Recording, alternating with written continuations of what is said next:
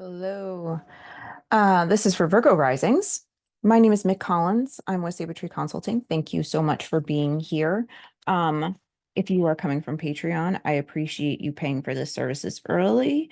If you are coming from YouTube, thank you so much for um, following me, and I would hope um, you could hit the subscribe button. That would help me very much to grow this channel. Um, if you like my work and want to leave me a tip, you can head over to Venmo or Kofi. All of the extra money that I am getting goes towards my nonprofit organization called FAPEN. It's a free and appropriate public education network that helps with student special education advocacy for students who need extra help or their families who need extra help wading through all of the forms that are written in legalese so that those students can get the services that they need. Um, so let's dive into February. The first ingress or planet changing signs in February is happening on Monday, February 5th, and that is with Mercury entering into Aquarius. Now, as of today, January 18th, Mercury has exited the shadow period from the last Mercury retrograde cycle. And so everything that Mercury is going to be going through as it zooms through Aquarius and Pisces and then lands in Aries over the next month, because right now Mercury is only going to be in Aquarius until February 23rd when it goes into Pisces. And then by March 9th, that's when it gets into Aries. So it's only spending 2.5 weeks in each sign right now. Um, so everything from here on out is all new stuff. It's not a revisiting of anything in the past. So, for you, Virgo risings, are you hyper focused on the day-to-day tasks that need to be done in order to reach those publishing or higher education goals? Remember, it's okay to understand that the old way of doing things wasn't the most efficient, and when we know better, we do better. Let your partner have more time with the kids so you can figure um, things out without what am I saying? I don't even know. Um, without being with them. Okay. So like obviously I wrote this all down and my handwriting is atrocious. You'd think I'd learned by now. Um, it's okay to delegate, is basically what I'm saying. Delegate to other people. And as long as the end result is exactly the same, how that person got from point A to point B doesn't matter. Just make sure that like they're upholding your standards. So if you want things to be clean, and they do it in a different process, as long as it ends up clean in the end, that's all that matters. On Friday, February 9th, we have the Aquarius new moon. Um, and so do those chores or menial tasks need to be done in a specific, like I said, in a specific way? Um, or hear me out, is it okay as long as the result is what you need it to be? Delegating to other people is hard, and it's fair to be upset if your standards aren't being met. But if the other person is just taking a different path to the same exact place, be like Elsa and just let it go. It's hard. I know it's hard, and I'm saying that it's hard as a person who is also a Virgo rising. So I am telling you to do this, and it might be something that I am not able to do myself. So there's no judgment when I say these things to you, my fellow Virgo risings. On February 23rd, February 13th, it is the day um, before Valentine's Day. And that is Mars entering into Aquarius. Um, I know I said to delegate here, but the delegating only works if your kids don't interrupt you every 2 seconds. So here's what I've noticed, at least in my house. I'm the primary caretaker, okay? And even when my partner um is in charge, if he's not focused on what the kids are doing, they will come and find me. They will go out of their way to come find me. So, basically, you might have to leave the house. So if the kids aren't trying to find you every 2 seconds, if that is something that you have. Um, or you might have to put your phone on silent so that your partner isn't calling you every 2 seconds with a question. You know what I mean? Like sometimes when you delegate a task, you need to fully remove yourself from the task. On the 16th, which is 2 days later, no, I lied. I can't do math. 3 days later, on a Friday, we have Venus entering into Aquarius. All those new routines are kicking your butt. It's okay. If they're taking a while to stick, don't beat yourself up over the things outside of your control.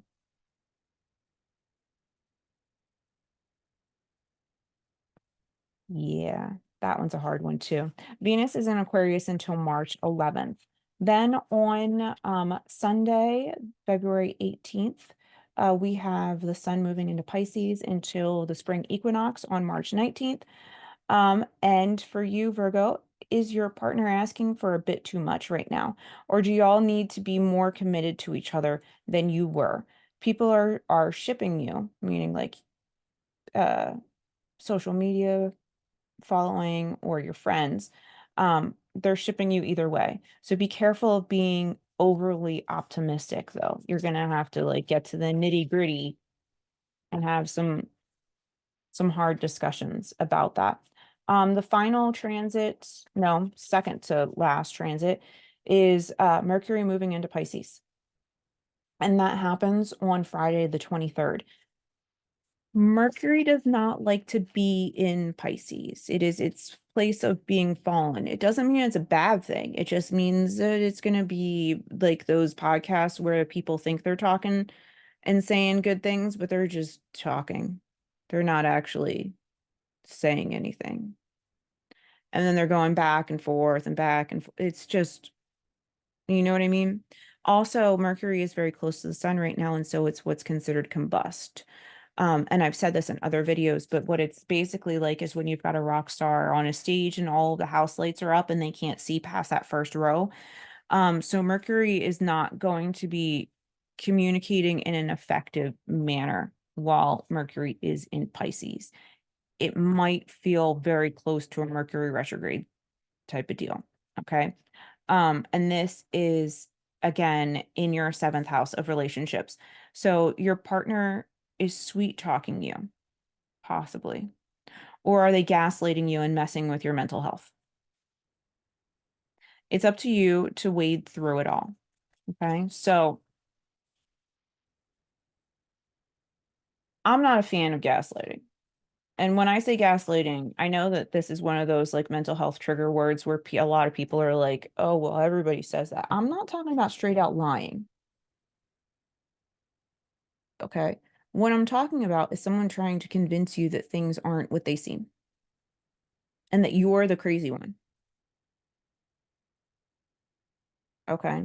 Like, oh no, I didn't do that thing because it's easier for you if I didn't do that thing. I was trying to help. No, they weren't. Okay. Don't let someone talk you into thinking that you're mediocre when they are subpar. On February 24th, which is the next day and a Saturday, that is the last transit of the month. That is the Virgo full moon.